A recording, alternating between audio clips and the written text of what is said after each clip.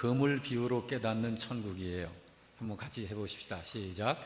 금을 비유로 깨닫는 천국. 천국에 대해서 예수님이 하신 말씀을 오늘 살펴보려고 그러는 것입니다. 천국, 하나님 나라를 말하는 거죠. 1년 전에 제가 하와이를 다녀왔죠. 여기서 출국을 해서 하와이 입국을 하게 되는데, 입국심사위원이 제 여권을 보면서 여권에 붙은 사진 그리고 제 얼굴을 대조합니다. 그러면서 물어요. 무슨 일로 여기 왔습니까? 며칠이나 머물 예정인가요? 돌아갈 비행기 표는 구입하셨나요? 자, 이런 걸 묻습니다. 심사위원은 저의 대답을 듣고 오른손, 왼손 검지 지문을 이렇게 인식 찍게 하고, 그리고 얼굴 사진까지 찍은 후 입국을 허락했습니다. 그래서 제가 한 일주일 넘게 지금 있다가 왔습니다마는 그 입국 심사장에서 불법자로 판명된 사람은 그곳에 들어갈 수 없습니다. 입국이 안 되는 거예요. 천국에 들어가려는 사람에게도 천국 입국 심사가 있습니다. 입국 심사대에 앉으신 분은 예수님이세요. 그래서 그 예수님을 향해서 주님, 우리가 주님의 이름으로 선지자 노릇하고 귀신도 쫓아내고 많은 권능을 행했습니다. 그러다가 왔습니다라고 주장을 해도 불법을 행하는 자들아 내게서 떠나가라 라는 그 천국 입국 심사관이 그렇게 이야기하면 천국 입국은 안 됩니다. 못 들어갑니다. 주님은 그때 이렇게 물으실 거예요. 그리스도의 피가 내 죄를 다 사했음을 믿는가? 이거 물으실 거예요. 너는 성령으로 거듭났는가? 이것도 물으실 거예요. 너는 내가 부를 때까지 선한 일에 열심했는가? 그것도 물으실 것입니다. 자, 이 주님께서 물으시는 이 물음에 우리들이 아주 기뻐서 정확하게 사실대로 답을 해야 하나님 나라의 문턱을 넘어갈 것입니다. 오늘은 예수님께서 하신 이 비유의 말씀을 통해서 천국에 대한 이해와 믿음을 좀 더 또렷하게 하는 그런 시간이 되기를 바랍니다. 그래서 오늘 본문의 말씀 47절, 48절을 우리 합독해서 좀 같이 읽어보겠습니다. 또 천국은 마치 바다에 치고 각종 물고기를 모으는 그물과 같으니 그물에 가득하며 물가로 끌어내고 앉아서 좋은 것은 그릇에 담고 못된 것은 내버린다. 좋은 것은 그릇에 담는다. 그리고 못된 것은 내버린다 했습니다. 이 작업을 우리들 중에서 할 것 같으면 서로 봐주기라도 좀 할 텐데 우리가 안 해요. 자, 이 일을 누가 하느냐면 여기 말씀, 비유의 말씀 그대로 비유로 얘기하자면 어부가 합니다. 어부는 물고기가 아니죠. 어부가 이 일을 해요. 49절, 50절 말씀도 우리 좀 더 같이 보겠습니다. 세상 끝에도 이러하리라. 천사들이 와서 의인 중에서 악인을 갈라내어 풀무불에 던져 넣으리니 거기서 울며 이를 갈리라. 그런 것처럼 세상 끝에도 그러하여 의인 중에서 악인을 갈라낼 것입니다. 누가 이렇게 한다고 그래요? 천사들이. 그리고 의인 중에서 갈라내어진 악인은 불 속에 던져져서 영원한 형벌을 받게 될 것이라고 그럽니다. 그리고 그 형벌의 고통이 어떠한지를 여기 50절을 보게 되면 풀무불에 던져 넣어질 것이고 거기서 울며 이를 갈 것이다. 그렇게 이야기하고 있습니다. 예수님은 이 비유의 말씀을 하시면서 천국 이야기를 하시는 거예요. 이 비유를 이야기하면서 제자들로 하여금, 앞에 있는 신자들로 하여금 하나님 나라를 알아라 라고 이야기를 하시는 것입니다. 천국은 마치 예를 들자면 바다에 치고 각종 물고기를 모으는 그물과 같다. 천국의 이 일이 이미 이 세상 안에서 벌써 그렇게 시작이 되어서 모으고 있다. 그물을 치고 물고기들을 모으고 있다. 이 일이 진행되고 있는 거야 지금 벌써 라고 제자들에게 이야기하시는 것입니다. 여기 바다는 세상이라고 우리들이 그렇게 봐도 괜찮겠습니다. 그리고 그물은 고기를 모으는 기구입니다. 지금 이 세상에서 하고 있는 천국의 일을 이야기하고 계신 거죠. 자, 그럼 천국은 어떤 곳일까? 천국은 어떤 곳일까? 천국 뭐 들어가면 좋고 안 들어가면 또 뭐 괜찮은 거지 뭐 안 들어간들 어떻겠어? 이렇게 이야기할 수 있는 곳이 아닙니다. 천국은 하나님께서 다스리시는 곳입니다. 천국이라고 할 때 우리가 장소적인 개념으로 천국을 이해하는 것, 그렇게 이해하기가 너무 쉬워요. 그냥 천국 그러면 장소. 그런데 우리는 자연스럽게 그렇게 생각이 되어지는데 사실은 천국은 그렇게 이해하는 것보다는 지금 우리들에게 적용되어지는 천국으로 이해를 하는 것이 더 중요한 것입니다. 다시 말해서 하나님의 다스림으로 이 천국에 대한 이해를 하는 것이 더 중요하다는 이야기입니다. 그리고 믿는 신자에게 현재 적용되어지고 있는 천국이라고 할 때 그것은 현재의 천국과 미래의 천국이라고 좀 분류할 수가 있어요. 뭐 천국이 두 군데라는 말은 아닙니다. 뭐 현재 천국이 있고 미래의 천국이 있다 그런 이야기는 아니라 하나의 천국인데 그렇다는 거예요. 그래서 현재의 천국은 믿는 사람의 마음속에 이미 시작이 되어 있다. 예수님께서 그 말씀을 하시지 않았습니까? 천국은 여기 있다 저기 있다 할 수 없는 것이다. 천국은 믿는 너희들 안에 있다 라고 말씀하셨어요. 예수님을 믿음으로 구원받은 신자들의 마음속에 벌써 시작되어져 있다는 것이에요. 하나님 나라가.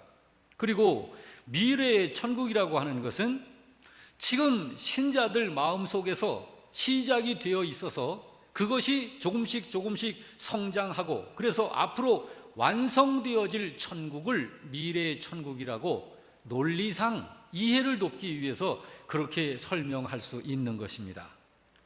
어떻게 그것이 성장하고 완성하게 되느냐 하면 그것은 하나의 방법, 하나님께서 하나의 길밖에는 주신 것이 없어요. 하나님의 다스림을 받음으로써만 그 하나님 나라, 우리 각자 속에 있는 하나님 나라는 성장해 가는 것입니다. 그 천국은 오직 예수님 안에서만 시작되고 이루어져 가는 거예요. 다른 말로 하면 하나님이 이 세상에서 천국을 시작하시죠. 그 시작하는 곳이 어디입니까? 믿는 신자의 마음속에서. 그리고 하나님께서 그 천국을 넓혀 나가는 일을 하시는 거예요. 완성된 천국으로 그렇게 키워 가시는 것입니다. 자, 이것이 하나님 나라에 대한 정말 기초적인 그런 지식이라고 우리는 성경을 통해서 참 찾아 알 수 있는 것입니다. 이제 조금 각도를 달리해서 자, 그 천국을 하나님께서 성경 전체를 통해서 그림으로 이렇게 보여주신 것이 있어요. 이 말씀을 통해서 느껴보시기를 바라는데 요한계시록 21장 2절부터 4절이 그것을 말씀하고 있습니다. 그래서 요한계시록 21장 2절부터 우리 좀 같이 합독하면서 보겠는데요. 또 내가 보매 거룩한 성 새 예루살렘이 하나님께로부터 하늘에서 내려오니 그 준비한 것이 신부가 남편을 위하여 단장한 것 같더라. 내가 들으니 보좌에서 큰 음성이 나서 이르되 보라 하나님의 장막이 사람들과 함께 있음에 하나님이 그들과 함께 계시리니 그들은 하나님의 백성이 되고 하나님은 친히 그들과 함께 계셔서 모든 눈물을 그 눈에서 닦아주시니 다시는 사망이 없고 애통하는 것이나 곡하는 것이나 아픈 것이 다시 있지 아니하리니 처음 것들이 다 지나갔음이로라. 이렇게 하나님 나라를 설명했습니다. 이 세상에서의 죄로 더럽혀진 모든 일들과 저주가 내려진 이 세상의 모든 것들에서 완전히 벗어난다는 것이에요.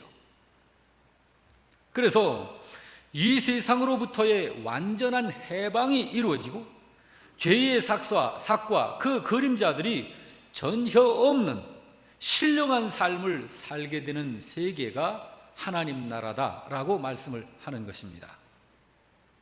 자, 이 말씀 외에 이사야 11장 6절에서 9절에서는 그 하나님 나라의 실제 이렇게 그림을 연상할 수 있는 그런 말씀으로 설명을 해 주셨는데, 이 말씀도 같이 보겠습니다.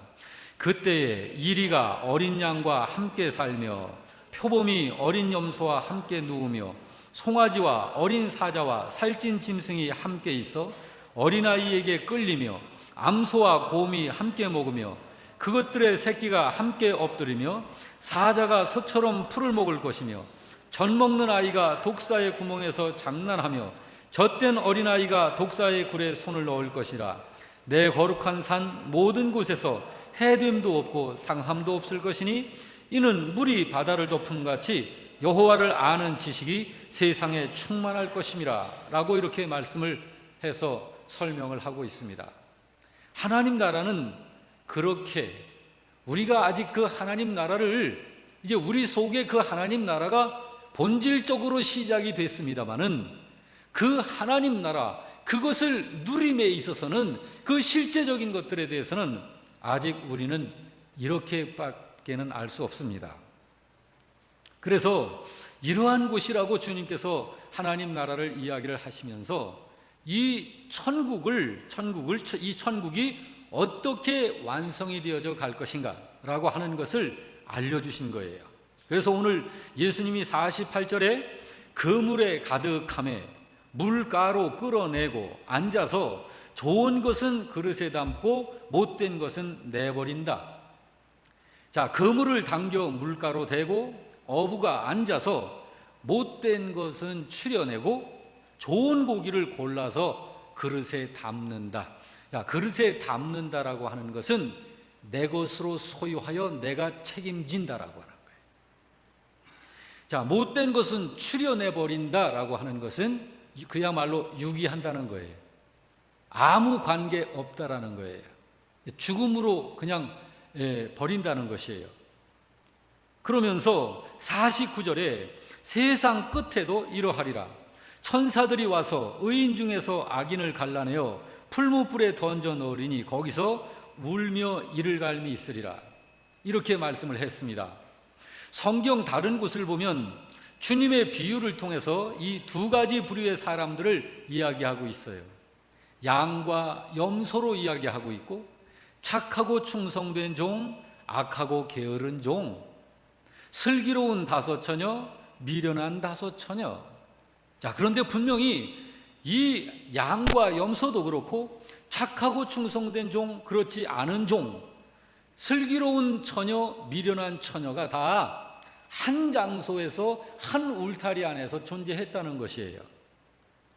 오늘 이 본문에서 좋은 것과 나쁜 것, 이것을 이렇게 상대적으로 이렇게 이야기하시는 것과 같습니다.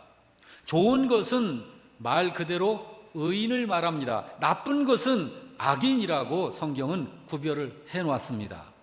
오늘 본문의 이 비유의 특징은 이 성경을 자세히 보면 의인 중에서 악인이에요. 그냥 의인과 악인을 갈라내겠다라는 것이 아니라 이 말씀을 보면 의인들 중에서 악인을 갈라낸다라고 그럽니다.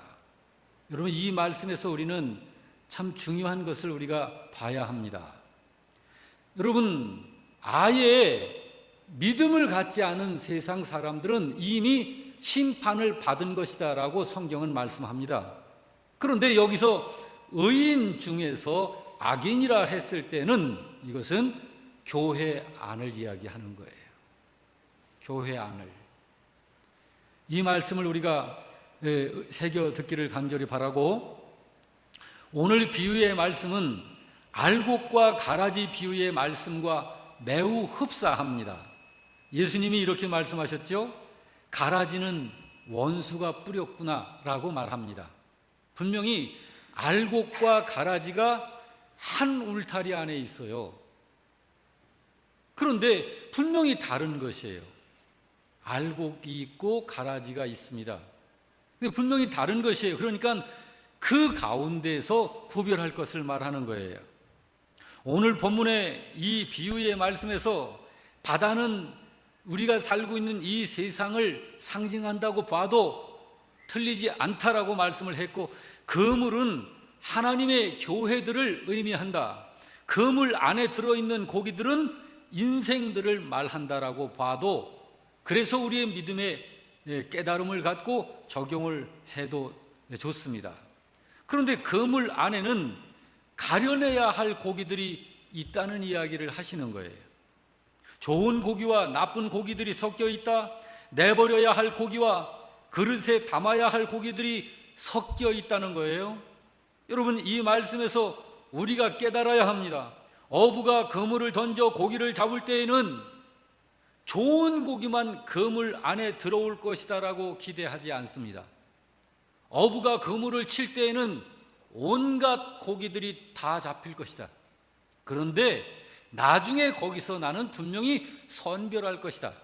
이거를 어부는 생각하면서 고기를 잡는다는 사실입니다.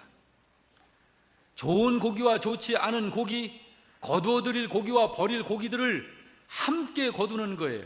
그렇지만 바닷가에 도착하는 순간 이제는 분리 작업은 곧바로 시작이 되어진다는 것입니다. 바로 이것이 이 세상 교회의 모습이고, 여러분, 이 세상 교회가 천상 교회는 아니지 않습니까? 그러므로 이 세상 교회 안에서 하나님 나라는 그렇게 진행되어져 가는 것이다 라고 하는 것을 오늘 비유의 말씀을 통해서 주님이 이야기하시는 거예요. 그러니까 마지막 때에 이 세상 교회의 모습이 이러하고 마지막 때의 교회들이 그렇게 정리되어질 것이다 라는 것을 이야기하신 것입니다. 그러므로 이 세상에 있는 교회는 건물이 교회가 아니라는 것 우리는 너무 잘 알고 있지요. 신자들, 믿는 성도들을 말합니다. 그러므로 하나님의 말씀에 의한 신앙생활을 해야 하는 거예요. 교회들은 하나님이 교회 안에 세우신, 하나님께서 세워놓으신 질서를 준수하면서 신앙생활을 해야 한다는 거예요. 주님께서 그거 이야기하신 것입니다. 보통 보면은, 어느 때 보면 세상 사람들 이렇게 믿음 생활을 한다고 하면서 이렇게 보면 군중 심리적 신앙생활이나 교회 안에서 무리를 지어서 마치 편을 만드는 것처럼 그런 비슷한 신앙생활을 하게 되는 경우를 보는데, 그렇게 해서는 안 된다는 것을 알 수 있게 해주는 거예요. 남이 저렇게 하니까, 여러 사람들이 저렇게 가니까 나도 그렇게 해야 하는 거 아닌가라고 하는 이런 식으로 신앙생활을 하는 것은, 그것은 우리들이 경계해야 된다라고 하는 것을 알게 해주는 것입니다. 여러분, 이런 예들이 어느 시대에나 있었어요. 그렇지만 그런 신앙생활이 되는 것은 굉장히 마음 아픈 일이죠. 안타까운 일이죠. 그렇게 해서는 안 되는데, 그렇게 하는 사람들에 대해서는 굉장히 참 이렇게 안타까운 것입니다. 옛날 이스라엘 백성들이 애굽에서 나올 적에 애굽 백성들 가운데 섞여 나온 사람들이 있었어요. 그리고 그 사람들이 하는 일들이 있었습니다. 민수기 11장 4절 말씀에 보면 그 장면을 잘 소개하고 있습니다.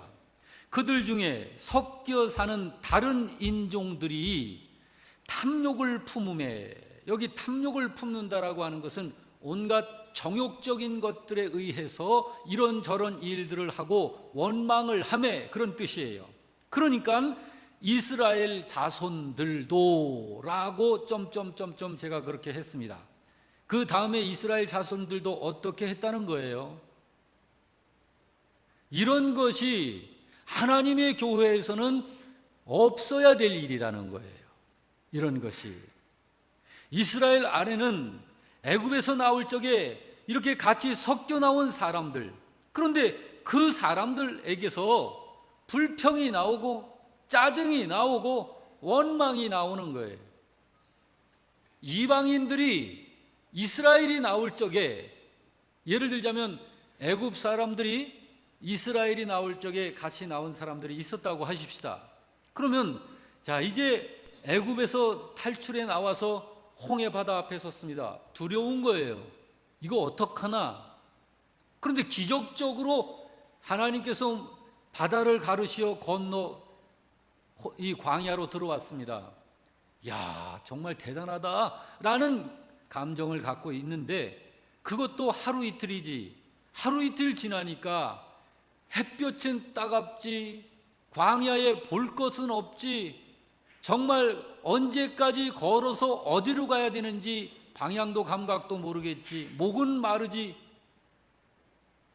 발은 아프고 피곤하지. 그러니까 며칠 못 가서 이 사람들이 불평하는 거예요. 그러면서 자기들이 원래 속해 있었던 나라를 생각하면서 우리가 차라리 거기에 있었더라면 이런 고생은 안 했을 텐데 이거 왜 따라 나와가지고 우리가 이렇게 되는 거지 하면서 투덜대고 원망하는 이것을 유대인들이 듣고 이스라엘이 듣고 점점 거기에 동조를 해 가더라.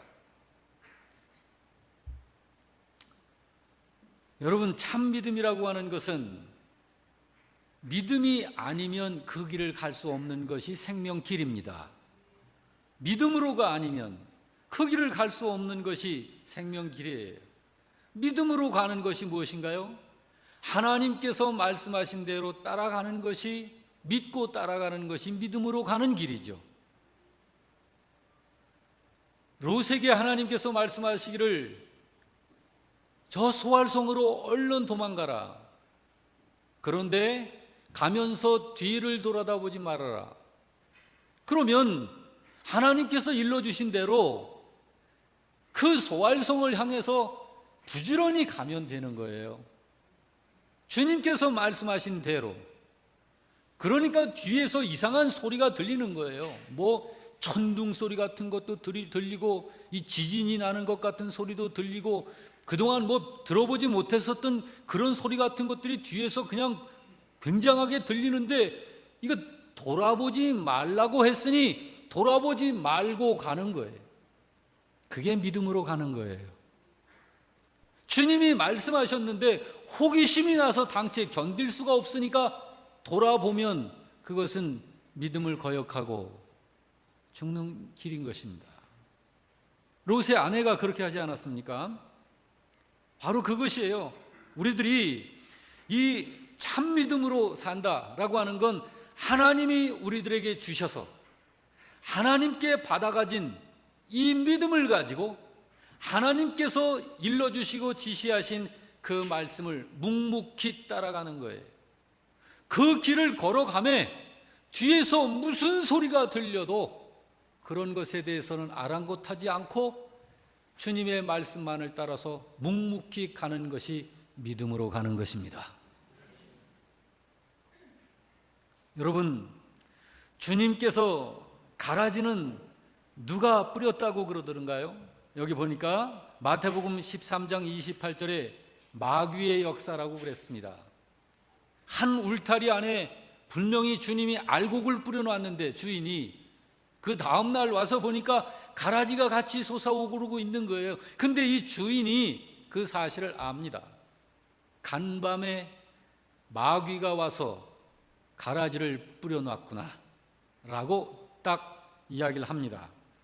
여러분, 마귀가 언급이 되어져 있는데요, 마귀의 목표가 뭘까요? 마귀의 목표는 이 세상만이 목표가 아니에요. 이 세상은 이미 마귀의 수중에 들어있는 것입니다. 한시적으로 하나님께서 창조하신 세상이고 원래 주인은 지금의 주인도 주님이시지만, 지금 이 세상의 주인이 주님이시지만 하나님께서 그 어떤 하나님의 계획과 하나님의 섭리에 의해서 공중의 천상세계에서 타락한 천사들을, 그 마귀 사탄 귀신들을 이 세상으로 쫓아내 보내면서 그들이 공중 권세를 잡고 이 세상에서 자기들의 권한을 부여잡고 활동하고 있는 것입니다. 그래서 요한계시록 22장 9절은 이렇게 이야기하고 있잖아요. 큰 용이 내어 쫓기니 곧 뱀, 곧 마귀라고도 하고 사탄이라고도 하며 온 천하를 꿰는 자라. 그가 땅으로 내어 쫓기니 그의 사자들도 그와 함께 내어 쫓기니라. 이 악한 영들이 이 땅에서 지금 활동하고 있는 거예요. 그들이 지금 무엇을 하고 있다고요? 에베소서 2장 9절은 이렇게 말씀합니다. 그때 너희는 그 가운데서 행하여, 여기 그때라는 게 뭘까요? 그때 너희, 여기 너희는 저와 여러분을 말하는 거예요. 지금은 아닌데, 지금 여러분과 제가 지금의 우리들이 아니었던 과거의 우리들, 그때 지금 우리들과 같지 않은 예수님 믿고 구원받기 전에 그때의 우리, 너희를 말하는 거예요. 그때의 너희는 그 가운데서 행하여 이 세상 풍조를 따르고 공중의 권세자를 따랐으니 곧 지금 불순종의 아들들 가운데서 역사하는 영이다. 우리들도 예수 그리스도로 인하여 주님을 내 안에 모시고 내가 주님 안에 들어와서 살기 전에는 우리들이 그 어떤 영의 지배를 받고 우리들은 인식하지 못했어도 그 영이 벌써 지배를 하고 있었던 그 가운데 있었던 자들이다. 고린도후서 4장 4절은 이렇게 말씀합니다. 그 중에 이 세상 신이, 여기 이 세상 신이라고 하는 것은 바로 그 어둠의 영들을 말하는 거예요. 믿지 아니하는 자들의 마음을 혼미하게 하여 그리스도의 영광의 복음의 광채가 비치지 못하게 함이니 라고 말씀하고 있습니다. 어둠의 악한 영들이 그렇게 이 세상에서 눈에 보이지 않게 자기들의 일들을 그렇게 하고 있는 거예요. 마귀의 목표는 이 세상만이 아니라 이 세상 가운데 이미 세워진 주님의 교회라고 불리워질 수 있는 교회와 성도들까지를 목표로 잡고 있습니다.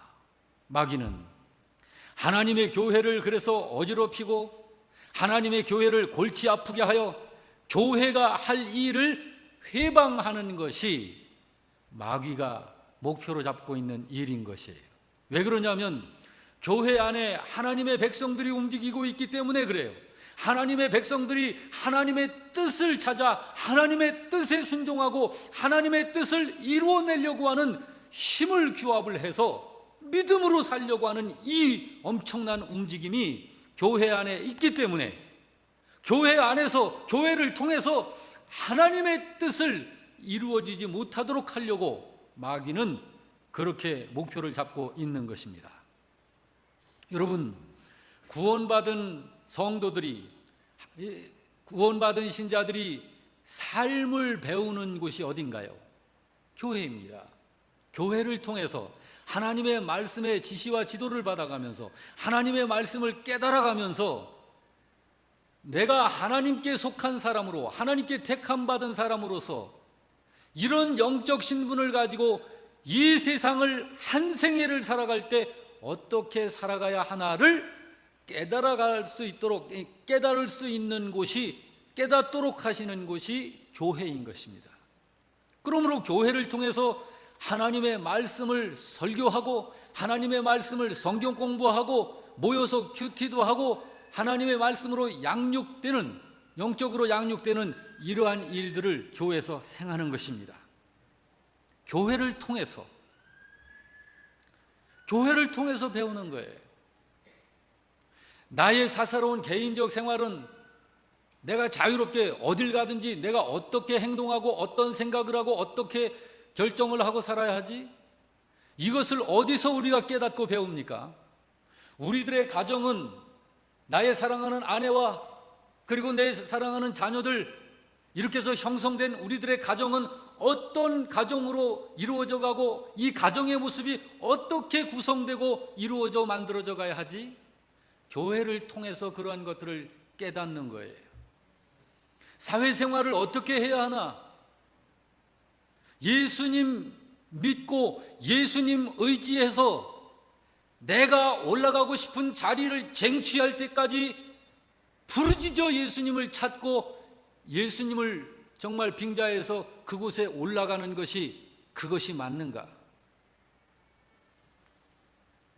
아니면 내가 이 사회에서 정말 사회생활을 하며 직장, 사업장, 어느 일터에서든지 내가 어떻게 행동하고 생각하고 처신을 해야 하는지 이런 것들에 대한 것을 교회를 통해서 하나님의 말씀으로 하나하나 깨달아 가는 거예요. 그래서 우리 각자가 어디에서든지 사회에서든지 가정에서든지 나 홀로 있을 때든지 교회 생활을 할 때든지 모든 생활 영역에서 어찌 살아야 하는지를 알고 살아갈 수 있도록 하는 곳이 교회인 것입니다. 그래서 여러분, 우리가 알고 있어야 할 것은 지금은 이 세상이라고 하는 곳은 알곡과 가라지가 섞여 있지만 분명히 반드시 그날이 올 거예요. 알곡과 가라지는 영원히 함께하지 않는다는 거예요. 반드시 갈라지게 될 것이라는 것입니다. 그래서 이런 사실을 주님은 여러 가지 방법, 여러 가지 말씀을 통하여서 성경에 참 많이도 이야기를 해 놓으셨어요.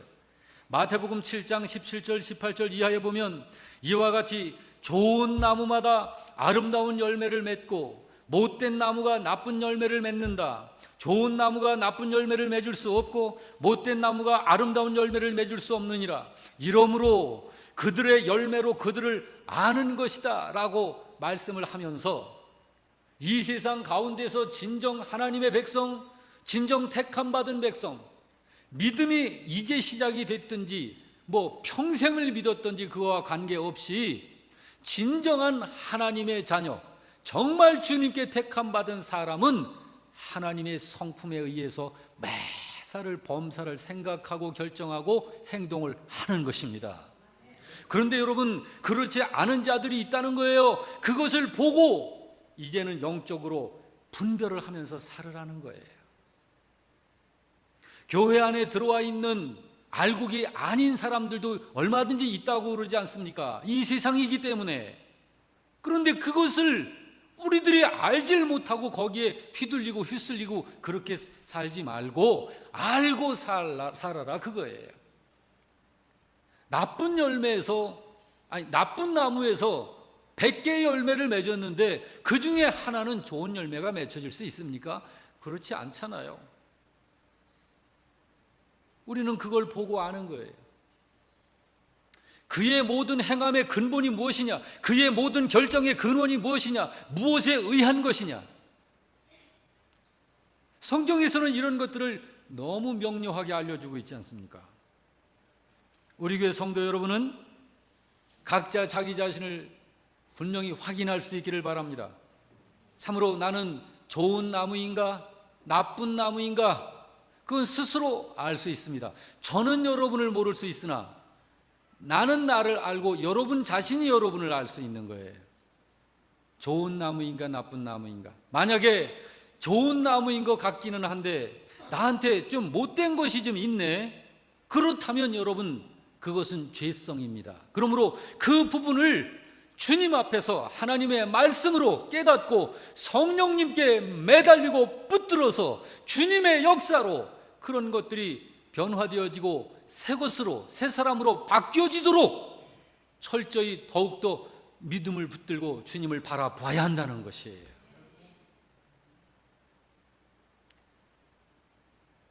여러분, 우리가 사는 이 세상은 녹록지 않은 세상입니다. 성경에 이런 말씀이 있어요.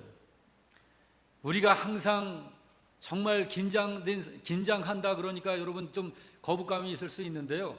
항상 우리는 좋은 믿음의 자리에 서야 할 그런 필요가 있습니다. 그래야 여러분이 행복해져요. 그래야 여러분의 영이 행복하고 여러분의 삶이 평탄해지고 하나님의 도우셔서 형통케 되어지는 그러한 여러분들의 미래가 열려지게 되는 것입니다.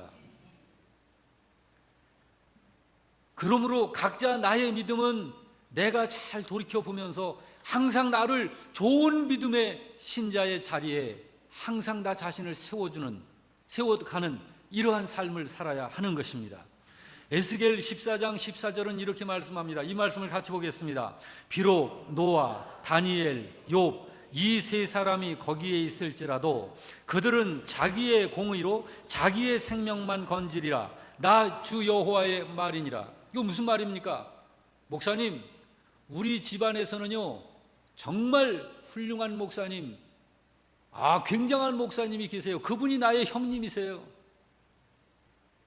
그 형님이 그런 분이 계시니까 저와 우리 가족들도 따라 올라가겠죠? 그게 아니다라는 거예요. 그게 아니다라는 거예요. 비록 노아가 내 옆에 있고 다니엘이 너의 옆에 있고 욥이 너의 옆에 있어도, 여기 특별히 왜 이 세 사람들이 이렇게 언급이 되어져 있습니까? 성경에 이 세 사람들에 대해서는 어느 정도로 하나님께서 언급을 하셨느냐 하면, 당대에 이런 완전한 의인들이 없더라 라고 했어요. 이런 분들이 내 친구가 되고 내 옆에 있다 할지라도 구원 문제에 있어서는, 믿음 문제에 있어서는 개인적인 것이다, 그 얘기 하시는 거예요. 믿음은 대신할 수 없는 것입니다. 사랑하는 성도 여러분, 부디 여러분 모두는 주님 앞에 간절히, 저는 그렇습니다. 우리 영락교회 성도들은 모두가 다 알곡인 줄로 저는 믿습니다. 우리 영락교회 성도 여러분들은 모두가 다 어부가 좋은 고기로 그릇에 담을 만한 그런 고기들로 분류되어질 복 있는 분들이신 줄로 저는 믿습니다. 그래서 하나님의 말씀을 늘 듣기를 사모하고 그 말씀을 깨닫기를 사모하고, 그래서 참으로 주님과 연합하고 성도들 간의 교회 안에서 서로 연합하고, 참으로 주님의 일을 위해서라면 참으로 내가 좀 어렵고 힘든 일이 있어도 인내하면서 그런 것들을 잘 참아내서 이루어내고 성취해내고 하는 이러한 하나님의 자녀들로 살아갈 수 있기를 주의 이름으로 축원합니다. 여러분, 오늘 이 말씀 속에서 우리가 그런 다짐을 하고 우리 주님께 영광이 되어지는 삶이 앞으로 충만하게 그렇게 펼쳐지기를 주님의 이름으로 축원합니다. 아멘.